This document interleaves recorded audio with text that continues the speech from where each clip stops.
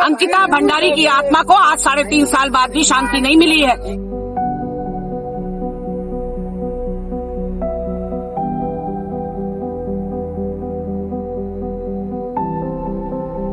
BJP मुर्दाबाद मुर्दाबाद मुर्दाबाद। उसके धामी होश में आओ, होश में आओ, होश में आओ। होश में तुमको आना होगा, वरना तुमको जाना होगा।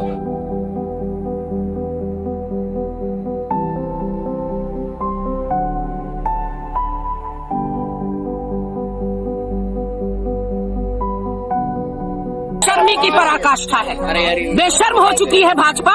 इतने गंभीर गंभीर आरोप लग रहे हैं उसके नेताओं के ऊपर, न नेताओं को बेदखल करती है, न इस्तीफा लेती है और न उनको गिरफ्तार करती है। अंकिता भंडारी की आत्मा को आज 3.5 साल बाद भी शांति नहीं मिली है, इसलिए क्योंकि उसके जो गुनाहगार हैं उनको अभी तक दंड नहीं दिया गया। जो मुख्य आरोपी हैं वो बाहर घूम रहे हैं। इन्होंने विधानसभा जो मंदिर कहलाता है लोकतंत्र का, वहां से उस पटल से इन्होंने झूठ बोला कि विधानसभा से प्रेमचंद अग्रवाल जो संसदीय कार्य मंत्री थे उस समय, उन्होंने कहा VIP कमरे का नाम है।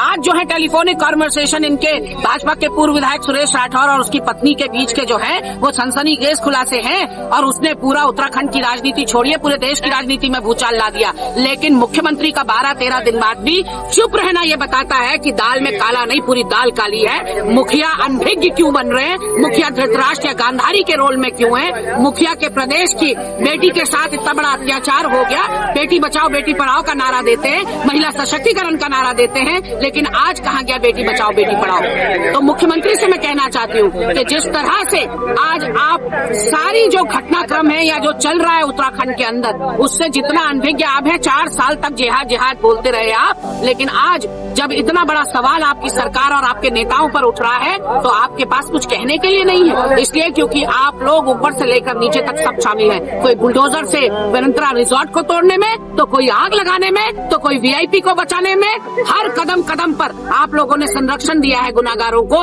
इस वजह से आज उत्तराखंड की जनता के मन में उबाल है और ये आपको उखाड़ फेंकेगी, ये निश्चित जानिए। हाँ, कल मैंने देखा एक वरिष्ठ उनकी नेत्री किरण है, उसने इस्तीफा दिया। आज कोई भगत सिंह कोठारी है, उन्होंने इस्तीफा दिया। अभी तो कई लोग आएंगे जो इस्तीफा देंगे, क्योंकि महेंद्र भट्ट एक मुहिम चला रहे थे कांग्रेस मुक्त भारत करने का, कांग्रेस मुक्त उत्तराखंड बनाना चाहते थे। कट्टा भर के झोला भर के लोगों को ले जा रहे थे, सभी विपक्षी दलों के लोगों को। लेकिन आज वही लोग उनकी नाक में दम कर रहे हैं। आज जूतम पेजार हो रही है हर विधानसभा में और एक एक करके जो भाजपा के पदाधिकारी छोड़ रहे हैं, और पदाधिकारी छोड़ ही नहीं रहे। अजयेंद्र अजय जो इनका दिग्गज नेता है, जिसको नरेंद्र मोदी बताइए ट्विटर पे फॉलो करते हैं, अजयेंद्र अजय को, पूर्व चेयरमैन है BKTC का, वो पत्र लिख चुका है कि CBI की जांच हो। ये तमाम जिन लोगों पर आरोप लग रहे हैं ये इस्तीफा दीजिए। महेंद्र भट्ट को वो नसीहत दे रहे हैं। पूर्व मुख्यमंत्री त्रिवेंद्र रावत कह चुके हैं CBI जांच होनी चाहिए, गंभीर मामला है। इनकी पूर्व विधायक विजया बर्थवाल कह चुकी है कि CBI जांच होनी चाहिए। और कितने प्रूफ चाहिए मुख्यमंत्री को ये बताने के लिए कि ये गंभीर मामला है। मुख्यमंत्री के अभी समझ में नहीं आ रहा है। नब्ज हमसे कहते हैं कांग्रेस को जनता की नब्ज नहीं पता। असली गलती तो आप कर रहे हैं और ये आपकी ताबूत में आखिरी कील का काम करेगा। ये जो मौन आपने धारण कर रखा है, यही आपकी अंतिम यात्रा हो।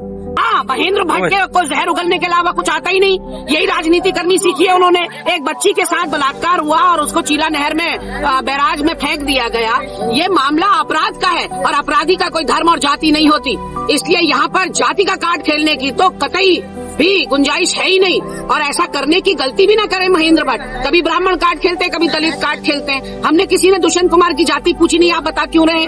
तो दुष्यंत कुमार अगर अपराधी है, हम तो ये भी नहीं कह रहे दुष्यंत कुमार अपराधी है, हम तो कह रहे वो आरोपी है। आप जांच करिए आरोप सही है या नहीं है। हमने तो नहीं कहा दुष्यंत कुमार या अजय कुमार या महेंद्र भट्ट अपराधी हैं। हम तो ये कह रहे हैं जो आरोप उन लोगों के ऊपर लग रहे हैं उनकी जांच कीजिए और दूध का दूध और पानी का पानी कीजिए। एक जनता आखिर अपनी सरकार से सवाल नहीं पूछेगी तो और किससे पूछेगी? बिल्कुल सही कहा है आपने। महिलाओं के साथ इतना बड़ा जो है अत्याचार हो रहा है। 4 धामों की भूमि, ये 2 भूमि आज कलंकित हो रही है। उसके माथे पर कालिक का टीका लग गया है। एक बच्ची का रेप हो जाता है और VIP उसी दिन उसका साक्ष्य मिटा दिया जाता है। उस कमरे में आग लगा दी जाती है। लेकिन कांग्रेस पार्टी आए दिन अंकिता के हत्यारों को फांसी देने की बात कर रही थी और उसको कठिन से कठिन सजा देने देने की, लेकिन धृतराष्ट्र मोही ये सरकार कोई कार्रवाई नहीं कर रही है। आज जो बोलते हैं ना सच सच होता है झूठ झूठ होता है, आज उन्हीं के विधायक की पत्नी उर्मिला सनावर जब चीख चीख के चिल्ला कर उस बेटी के हत्यारे का नाम ले रही है, गट्टू बट्टू बट्टू सबका नाम ले रही है, जो VIP है उसको फांसी का सजा देने की बात कर रही है। आखिर वो जो है जो कि नरेंद्र मोदी जी के बिल्कुल करीबी, जो कहते हैं बेटी बचाओ बेटी पढ़ाओ, महिला सशक्तिकरण की बात उनके मुंह से शोभा नहीं देती है। इस तरह से हमारी बेटी के साथ अत्याचार हुआ, ने उसके बूढ़े माँ बाप न्याय के लिए दर दर भटक रहे हैं, परेशान है, लेकिन आज तक उसको न्याय नहीं मिला। और जब कांग्रेस पार्टी जो है उसके न्याय की बात करती है तो ये लोग मौन है।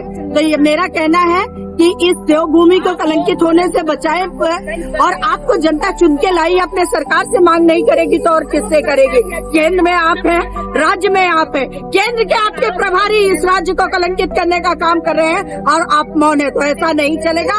कांग्रेस पार्टी इनको उखाड़ फेंकने का काम करेगी। ये वो चुप इसलिए है कि जो है चोर की दाढ़ी में तिनका, वो जो है अपराधी है इसीलिए चुप है। अगर अपराधी न होते तो आज चीख चिल्ला कर वो कांग्रेस को ब्लेम कर रहे थे, लेकिन करें क्या? उन्हीं के विधायक की पत्नी ने जग जाहिर कर दिया और ये साफ कर दिया है कि जो है गट्टू बट्टू बट्टू सब जो है इस जो है हत्या में शामिल है। और ऐसी रेपिस्ट पार्टी को जनता 2027 में उखाड़ फेंकने का काम करेगी। पुष्कर सिंह धामी से अपील करना चाहती हूँ कि आप इस राज्य के मुखिया हैं, आप जो है न्याय करिए और धृतराष्ट्र मोह छोड़ के उस बेटी को न्याय दीजिए, उसके बूढ़े माँ बाप पर तरस खाइए।